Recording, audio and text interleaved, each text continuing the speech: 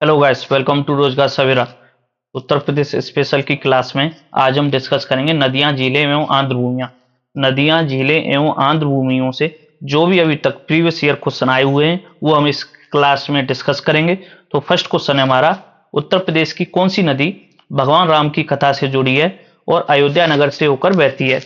यानी कि अयोध्या किस नदी के किनारे स्थित है?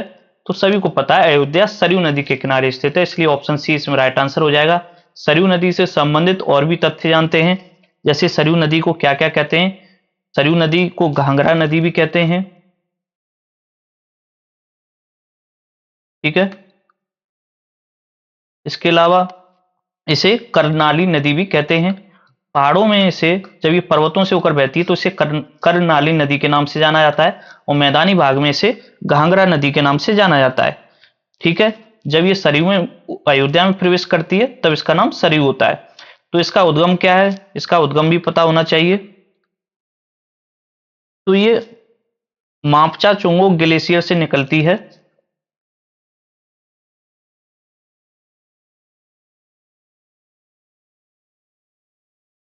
जो कि कहाँ स्थित है ये ग्लेशियर? तिब्बत के पठार में, ठीक है। तो तिब्बत के पठार से इस नदी का उद्गम है। इसके अलावा पर्वतीय क्षेत्रों में इसे कर्नाली नदी के नाम से जाना जाता है। ये फैक्ट भी पूछा जाता है। तो पर्वतीय क्षेत्र में इसे क्या कहते हैं? कर्नाली नदी, पर्वतीय क्षेत्रों में। इसके अलावा मैदानी क्षेत्रों में इसे क्या कहते हैं? तो घाघरा नदी।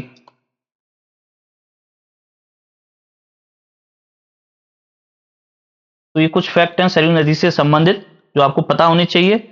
इसके अलावा ये लक्ष्मीपुर बहराइच की सीमा बनाते हुए उत्तर प्रदेश में प्रवेश करती है, घाघरा नदी। और सीतापुर के बसरा के पास इसमें काली नदी मिल जाती है, तब ये आगे चलकर अयोध्या में सरयू के नाम से कहलाती है। तो ये कुछ फैक्ट हैं सरयू नदी से संबंधित। एक बार फिर से रिवाइज कर रहे हैं। तो अयोध्या किस नदी के किनारे स्थित है? अयोध्या सरयू नदी के किनारे स्थित है। सरयू नदी को घाघरा नदी, कर्नाली नदी भी कहते हैं। इसका उद्गम कहां से? तो मापचा चुंगो हिमनद, जो कि तिब्बत के पठार में स्थित है, वहां से इसका उद्गम है।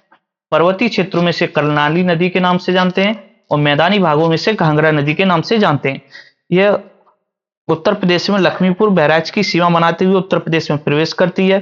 सीतापुर में बसरा के पास इसमें काली नदी मिल जाती है, और आगे चलकर अयोध्या में से सरयू नदी के नाम से जानते हैं, सरयू नदी कहलाती है। तो ये फैक्ट आपको क्लियर हो गए होंगे। नेक्स्ट क्वेश्चन देखते हैं। उत्तर प्रदेश में 28 जिलों से होकर कौन सी नदी बहती है? ठीक है। तो उत्तर प्रदेश में 28 जिलों से होकर गंगा नदी बहती है। ऑप्शन बी इसमें राइट आंसर हो जाएगा। गंगा नदी जो कि भारत की राष्ट्रीय नदी है, ठीक है, नेशनल रिवर है। तो इसे नेशनल रिवर का दर्जा कब दिया गया? तो 4 नवंबर 2008 को। और ये क्वेश्चन पूछा जा चुका है कि गंगा नदी को राष्ट्रीय नदी का दर्जा कब दिया गया था? तो 2008 में इसे राष्ट्रीय नदी का दर्जा दिया गया था। इसके अलावा ये उत्तर प्रदेश में कितने किलोमीटर बहती है? तो 1450 किलोमीटर। कई जगह ये डाटा अलग अलग लिखा होता है। और इसकी कुल लंबाई कितनी है गंगा नदी की भारत में? तो इसकी कुल लंबाई है 2525 किलोमीटर, ठीक है। उत्तर प्रदेश में 1450 किलोमीटर बहती है, 28 जिलों से होकर ये नदी बहती है। और इसे राष्ट्रीय नदी का दर्जा कब दिया गया था? 4 नवंबर 2008 को इसे राष्ट्रीय नदी का दर्जा दिया गया था। नेक्स्ट क्वेश्चन है, निम्न युगों में से कौन सा युग शहर नदी सही सुमेलित नहीं है? तो सुल्तानपुर गोमती नदी के किनारे है, गोरखपुर राप्ती नदी के किनारे है, मथुरा बेतवा नदी के किनारे है? नहीं। सभी को पता है मथुरा किस नदी के किनारे है? यमुना नदी के किनारे है, ठीक है। इसके अलावा कानपुर गंगा नदी के किनारे। तो ऑप्शन सी इसमें राइट आंसर हो जाएगा। क्वेश्चन नंबर 3 में option C is the right answer. Question number 4 है, काशी जो भारत के सबसे पवित्र शहरों में से एक है, किस नदी के किनारे बसा हुआ है? तो काशी सभी को पता है गंगा नदी के किनारे बसा हुआ है। भगवान शिव की नगरी भी कहा जाता है काशी को। तो ऑप्शन सी इसमें राइट आंसर हो जाएगा। अच्छा, इसके अलावा काशी का दूसरा नाम भी है वाराणसी, ठीक है ना। तो वाराणसी नाम कैसे पड़ा है इसका? तो वाराणसी दो नदियों के बीच में बसा हुआ है। दो नदियां यहां से बहती हैं, वरुणा प्लस अस्सी, ठीक है। तो ये दोनों नदियां मिलकर वाराणसी का नाम बनाती हैं, वाराणसी। और ये क्वेश्चन भी पूछा जा चुका है कि वाराणसी नाम काशी का कैसे पड़ा।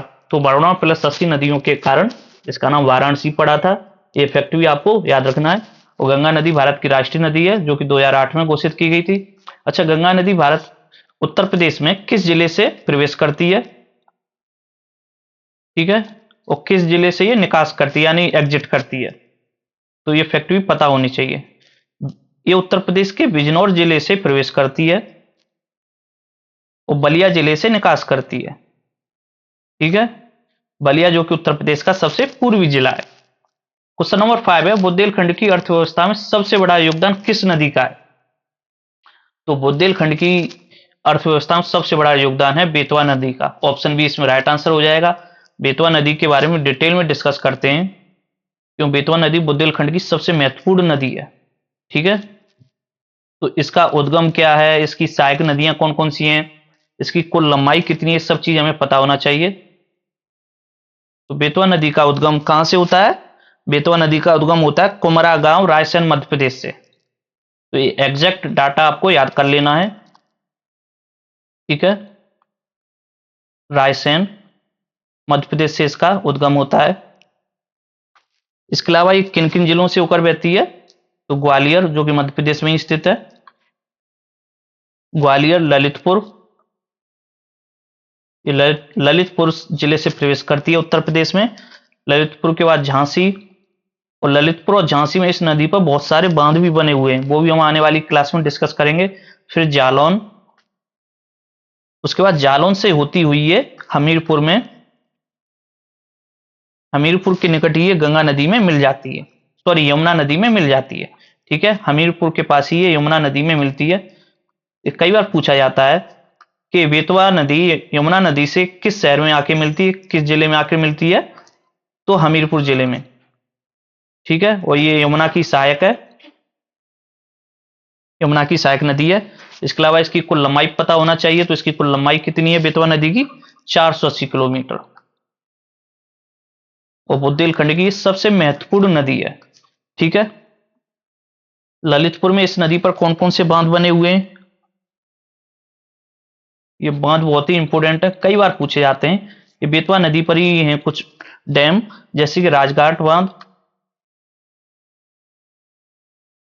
इसके अलावा माता टीला बांध।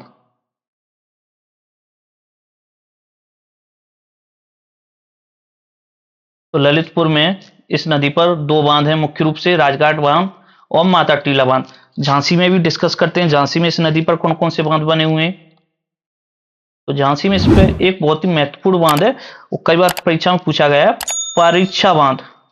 ठीक है, इसके अलावा सुकमा डुकमा बांध भी झांसी में ही बेतवा नदी पर बना हुआ है। तो बेतवा नदी जो कि बुंदेलखंड की सबसे महत्वपूर्ण नदी है, एक बार फिर से रिवाइज करते हैं। इसकी लंबाई कितनी है? 480 किलोमीटर। इसका उद्गम कहां से? कुमरा गांव, रायसेन, मध्य प्रदेश से इसका उद्गम है। इसके किनारे कौन कौन से शहर हैं? ग्वालियर जो कि मध्य प्रदेश में स्थित है ये।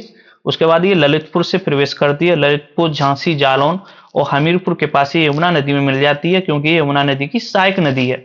इसके अलावा इस ललितपुर में इस पे माता टीला बांध और राजघाट बांध बने हुए हैं। झांसी में इस पे परीक्षा बांध और सुकमा डुकमा बांध बने हुए हैं। तो ये कुछ इंपोर्टेंट फैक्ट हैं बेतवा नदी से संबंधित जो आपको पता होने चाहिए। क्वेश्चन नंबर 6 है, निम्नलिखित में से कौन सी नदी उत्तर प्रदेश में नहीं बहती है? ठीक है, नहीं बहती है। गंगा नदी उत्तर प्रदेश से बहती है, उत्तर प्रदेश के 28 जिलों से होकर बहती है ये, 1450 किलोमीटर। ये जो 1450 किलोमीटर डाटा ही किसी किसी किताब में ये 1150 या 1100 किलोमीटर भी लिखा है, तो इसमें कंफ्यूज नहीं हो रहा है, कंफ्यूज नहीं होना है। एग्जैक्टली इसमें 1450 किलोमीटर ही आएगा। इसके बाद यमुना नदी भी उत्तर प्रदेश के 19 जिलों से होकर बहती है। ठीक है, तो ये फैक्ट भी याद रखना है यमुना नदी से। रावी नदी और झेलम नदी, तो इसमें रावी नदी ऑप्शन सी, ऑप्शन डी, ये दोनों नदियां उत्तर प्रदेश से होकर नहीं बहती हैं। ठीक है, झेलम नदी सभी को पता है कहां से बहती है, तो झेलम नदी जम्मू कश्मीर और पीओके से, और रावी नदी पंजाब वाले इलाके से होकर बहती, पंजाब वाले एरिया से बहती है। तो ऑप्शन सी और ऑप्शन डी इसमें गलत टाइप हो गए, यानी कि ऑप्शन सी और ऑप्शन डी इसका राइट आंसर होगा। रावी और झेलम, ऑप्शन ए यहाँ पे कर लिखते हैं, सी एंड डी दोनों।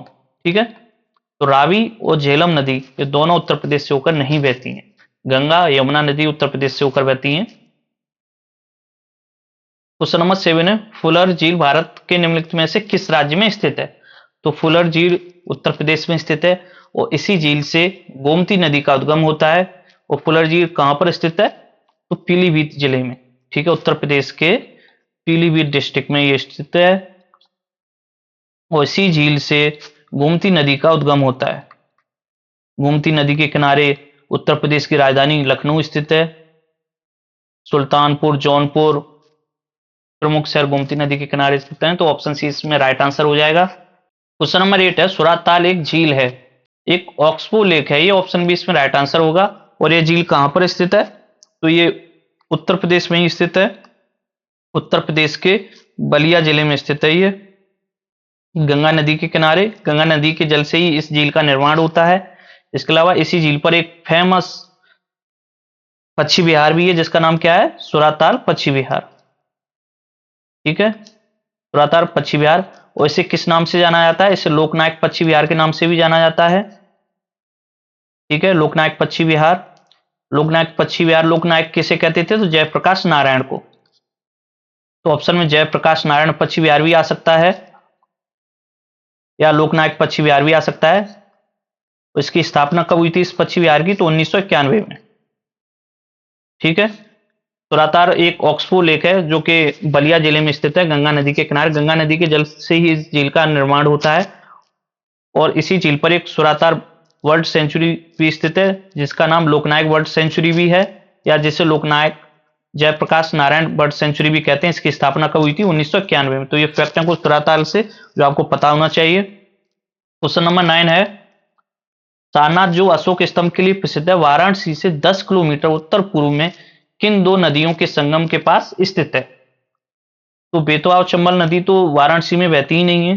गंगा और सोन नहीं, गंगा और वरुणा। ऑप्शन सी इसमें राइट आंसर हो जाएगा क्योंकि वाराणसी वरुणा नदी के किनारे भी स्थित है। वरुणा नदी वाराणसी से ही होकर बहती है। तो सारनाथ जो अशोक स्तंभ के लिए प्रसिद्ध है वो गंगा और वरुणा नदी के संगम के पास स्थित है, इसलिए इसमें राइट आंसर क्या हो जाएगा? Option C is the right answer. Question number 10 है, निम्नलिखित कथनों में से कौन सा सही है? रामगंगा नदी कन्नौज के पास गंगा नदी में मिल जाती है। तो ये कथन सत्य है। अच्छा, रामगंगा नदी प्रवेश कहां से करती है? जब कन्नौज के पास गंगा नदी में मिल रही है तो उत्तर प्रदेश में प्रवेश किस जिले से करती है? ये भी पता होना चाहिए। कहां से प्रवेश करती है? बिजनौर जिले से। ठीक है, और रामगंगा नदी के किनारे ही जिम कार्बेट नेशनल पार्क है। रामगंगा नदी जिम कार्बेट नेशनल पार्क के बीच से होकर बहती है। कथन सेकंड है इसमें, बेतवा नदी प्रयागराज के पास यमुना नदी में मिलती है। नहीं, तो ये गलत हो जाएगा। बेतवा नदी कहां मिलती है यमुना नदी में? हमीरपुर में। ठीक है, हमीरपुर में मिलती है और यमुना की सहायक है और बुंदेलखंड की सबसे महत्वपूर्ण नदी है बेतवा नदी। तो इसमें कथन एक सत्य है, इसलिए इसका राइट आंसर क्या होगा? Option C. Option C is the right answer. Question number 11 है, सेका झील के नाम से नया राष्ट्रीय पक्षी विहार किस जिले में विकसित किया जा रहा है? तो सेका झील के नाम से अलीगढ़ में विकसित किया जा रहा है ये। ऑप्शन सी इसमें राइट आंसर हो जाएगा। ठीक है, एक नया पक्षी विहार है ये जो कि अलीगढ़ में विकसित किया जा रहा है। नेक्स्ट क्वेश्चन है, सुर सरोवर रामसर स्थल निम्नलिखित में से कौन सा कथन सत्य है? यह उत्तर प्रदेश के लखीमपुर खीरी जिले में स्थित है। सुर सरोवर रामसर स्थल नहीं। यह एक मानव निर्मित जलाशय है, ये सत्य है। तो सुर सरोवर रामसर स्थल कहां पर स्थित है? ये आगरा में स्थित है। ठीक है, आगरा में स्थित है और इसे किस नाम से और जानते हैं? तो इसे कीठम झील भी कहते हैं और यह मानव निर्मित है। तो इसमें कथन सेकंड सत्य है, यानी ऑप्शन बी इसमें राइट आंसर हो जाएगा। तो ये रामसर स्थल है, आगरा में है, ये फैक्ट आपको याद रखना है। इसका दूसरा नाम क्या है? कीठम झील भी इसे कहते हैं। ठीक है, नेक्स्ट क्वेश्चन है, गंगा नदी उत्तर प्रदेश के किस जनपद से प्रवेश करती है? तो गंगा नदी बिजनौर जिले से प्रवेश करती है। ऑप्शन ए इसमें राइट आंसर हो जाएगा। और एग्जिट किस नदी से एग्जिट किस डिस्ट्रिक्ट से करती है? तो बलिया जिले से ये एग्जिट करती है। ठीक है, और रामगंगा नदी गंगा नदी में किस जिले में आकर मिलती है? कन्नौज में। तो ये कुछ फैक्ट हैं जो आपको पता होने चाहिए। इसके अलावा गंगा नदी की कुल लंबाई कितनी है? तो 2525 किलोमीटर इसकी कुल लंबाई है। उत्तर प्रदेश के ये 28 जिलों से होकर बहती है। 28 जिलों से होकर बहती है। कितनी लंबाई, कितनी दूरी तय करती है? तो 1450 किलोमीटर। ठीक है। उसे राष्ट्रीय नदी का दर्जा कब दिया गया? 2008 में। 4 नवंबर 2008 को इसे राष्ट्रीय नदी का दर्जा दिया गया था, गंगा नदी को। क्वेश्चन नंबर 14, निम्नलिखित में से कौन सा रामसर स्थल उत्तर प्रदेश में स्थित नहीं है? ठीक है, हमेशा ये पढ़ना ध्यान से, नहीं है बताना है। तो सुर सरोवर आगरा में स्थित है, अभी डिस्कस किया था ये। समसपुर पक्षी अभयारण्य रायबरेली में स्थित है। सरसई नावर झील इटावा में स्थित है ये। ऑप्शन डी इसमें सुरिंसर मानसर झीलें, तो ये उत्तर प्रदेश में स्थित नहीं, ये कहां स्थित है? ये जम्मू कश्मीर में स्थित है। ठीक है, option D is the right answer हो जाए। नेक्स्ट क्वेश्चन है क्वेश्चन नंबर 16, निम्नलिखित में से कौन सा एक सही सुमेलित नहीं है? झील और स्थान दिए गए। तो सरसई झील इटावा में स्थित है, जिसे सरसई नावर झील भी बोलते हैं, और एक रामसर स्थल है। ठीक है, उसके बाद है बखीरा झील संत कबीर नगर में स्थित है, ये भी रामसर स्थल है। और सेखा झील जो कि अलीगढ़ में स्थित है, इसी के किनारे सेखा बर्ड सेंचुरी भी बनाया गया है। और फिर है सोच झील मैनपुरी में, तो ये गलत हो जाएगा, सोच झील मैनपुरी में नहीं है। मैनपुरी में कौन सी झील स्थित है? तो मैनपुरी में स्थित है समान झील। ठीक है, उसी के किनारे समान वाइल्ड लाइफ समान बर्ड सेंचुरी भी स्थित है, समान झील के किनारे मैनपुरी में। और इस झील का निर्माण कैसे हुआ है? तो गंगा नदी के जो बाढ़ का पानी आता है, बाढ़ के पानी से इस झील का निर्माण हुआ है। और किस प्रकार की झील है? तो एक गोखुल झील है, ऑक्सफोर्ड झील है ये। ठीक है, और एक रामसर स्थल भी है। ठीक है, समान झील के बारे में ये फैक्ट आपको याद रखने, ये मैनपुरी जिले में स्थित है, रामसर स्थल है, गोखुर झील है, और गंगा नदी का जो बाढ़ का पानी आता है उससे झील का निर्माण होता है। नेक्स्ट क्वेश्चन, निम्नलिखित में से कौन सा सही सुमेलित नहीं है? ठीक है, तो गंगा वाराणसी नदी के किनारे स्थित है, गोमती सुल्तानपुर नदी के किनारे स्थित है, कोसी गोरखपुर नदी के, तो गोरखपुर किस नदी के किनारे स्थित है? गोरखपुर राप्ती नदी के किनारे स्थित है। सभी को पता है गोरखपुर राप्ती नदी के किनारे स्थित है। और सरयू अयोध्या नदी के किनारे स्थित है, तो इसमें ऑप्शन सी राइट आंसर हो जाएगा। नेक्स्ट क्वेश्चन है, देवदरी एवं राजदरी जलप्रपात निम्नलिखित में से किस स्थान पर स्थित है? तो ये चंदौली जिले में स्थित है, ऑप्शन सी इसमें राइट आंसर होगा। ठीक है, और चंदौली जिले में भी किस नदी पर स्थित है? चंद्रप्रभा नदी पर। और चंद्रप्रभा नदी से आपको क्या याद आ रहा है? तो चंद्रप्रभा नदी पर उत्तर प्रदेश का सबसे पहला प्रथम वन्यजीव अभ्यारण्य बनाया गया था, जिसका नाम क्या था? Chandraprabha wild life sanctuary. ये भी पता होना चाहिए। ठीक है, तो चंदौली जिले में चंद्रप्रभा नदी के किनारे, चंद्रप्रभा नदी पर ही देवदरी एवं राजदरी जलप्रपात स्थित है। चंद्रप्रभा वाइल्ड लाइफ सेंचुरी भी इसी नदी के किनारे स्थित है, जो कि उत्तर प्रदेश का प्रथम वाइल्ड लाइफ सेंचुरी। इसकी स्थापना कब हुई थी? 1957 में। और ये ईयर बहुत ही इंपॉर्टेंट है, कई बार एग्जाम में पूछी जा चुकी है, क्योंकि उत्तर प्रदेश का प्रथम वाइल्ड लाइफ सेंचुरी है इसलिए। और चंद्रप्रभा नदी के बारे में एक किंवदंती बहुत फेमस है कि चंद्रप्रभा नदी का निर्माण कैसे हुआ था। तो भगवान शिव के आंसुओं से यह नदी निकली थी, भगवान शिव के आंसुओं से नदी निकली थी। और चंद्रप्रभा नदी किसकी सहायक नदी है? तो कर्मनाशा नदी की सहायक नदी है ये भी याद रखना आपको, कर्मनाशा नदी की ये सहायक नदी है। तो कर्मनाशा नदी किसकी सहायक नदी है? तो कर्मनाशा नदी गंगा नदी की सहायक नदी है। ठीक है, तो ये कुछ फैक्ट हैं जो आपको पता होना चाहिए। एक बार फिर से रिवाइज करते हैं। देवदरी एवं राजदरी जलप्रपात किस स्थान पर स्थित है? तो ये चंदौली जिले में स्थित है। चंदौली जिले में ही चंद्रप्रभा नदी बहती है। चंद्रप्रभा नदी के किनारे चंद्रप्रभा वाइल्ड लाइफ सेंचुरी, जो कि उत्तर प्रदेश का प्रथम वन्यजीव अभ्यारण्य है, इसकी स्थापना 1957 में हुई थी। और चंद्रप्रभा नदी के बारे में एक किंवदंती भी फेमस है कि इस नदी का निर्माण भगवान शिव के आंसुओं से हुआ है। और ये किस नदी की सहायक नदी है? तो कर्मनाशा नदी की सहायक नदी है। और कर्मनाशा किस नदी की सहायक है? तो गंगा नदी की सहायक नदी है। नेक्स्ट क्वेश्चन है, उत्तर प्रदेश के किस क्षेत्र में सर्वाधिक बाढ़ प्रभावित क्षेत्र है? तो उत्तर प्रदेश में जो सबसे अधिक बाढ़ आने के चांस होते हैं वो रहते हैं पूर्वी क्षेत्र में। ऑप्शन बी इसमें राइट आंसर होगा। पूर्वी क्षेत्र, जैसे कि तराई क्षेत्र के नाम से भी जानते हैं। ठीक है, तो कई बार ऑप्शन में पूर्वी क्षेत्र ना देके तराई क्षेत्र भी आ सकता है। सबसे अधिक वर्षा भी इसी क्षेत्र में होती है। उत्तर प्रदेश में सबसे अधिक वर्षा कहां होती है? गोरखपुर जिले में। और सबसे कम वर्षा कहां होती है? मथुरा में। ठीक है। नेक्स्ट क्वेश्चन है, यहां पे सूची 1 को सूची 2 से मिलाना है। चित्रकूट किस नदी के किनारे स्थित है? तो चित्रकूट मंदाकिनी नदी के किनारे स्थित है। जौनपुर किस नदी के किनारे स्थित है? जौनपुर गोमती नदी के किनारे स्थित है। मथुरा यमुना नदी के किनारे स्थित है। और अयोध्या सरयू नदी के किनारे स्थित है। ठीक है। नेक्स्ट क्वेश्चन है, उत्तर प्रदेश में किस स्थल को प्रथम रामसर स्थल के रूप में नामित किया गया था? तो उत्तर प्रदेश में प्रथम रामसर स्थल ऊपरी गंगा नदी को घोषित किया गया था। ऑप्शन डी इसमें राइट आंसर हो जाएगा। और इसे किस नाम से और जानते हैं? तो इसे ब्रज घाट के नाम से भी जानते हैं। ठीक है, ब्रज घाट भी कहते हैं इसे। बाकी पार्वती अरंगा कहां पर स्थित है? तो ये गोंडा जिले में स्थित है। सुर सरोवर पक्षी विहार कहां पर स्थित है? सुर सरोवर पक्षी विहार आगरा में स्थित है। और सुरातार पक्षी विहार कहां पर स्थित है? तो सुरातार पक्षी विहार बलिया जिले में स्थित है। ठीक है। ये हमारी नेक्स्ट क्लास होगी कल, जिसमें हम डिस्कस करेंगे कृषि एवं पशुपालन। तो आप कृषि एवं पशुपालन के टॉपिक को पढ़कर आना, तब देखते हैं उसमें आप कितने क्वेश्चन सही अटेम्प्ट करते हैं। तो क्लास अच्छी लगी तो लाइक शेयर सब्सक्राइब जरूर करें। Thank you.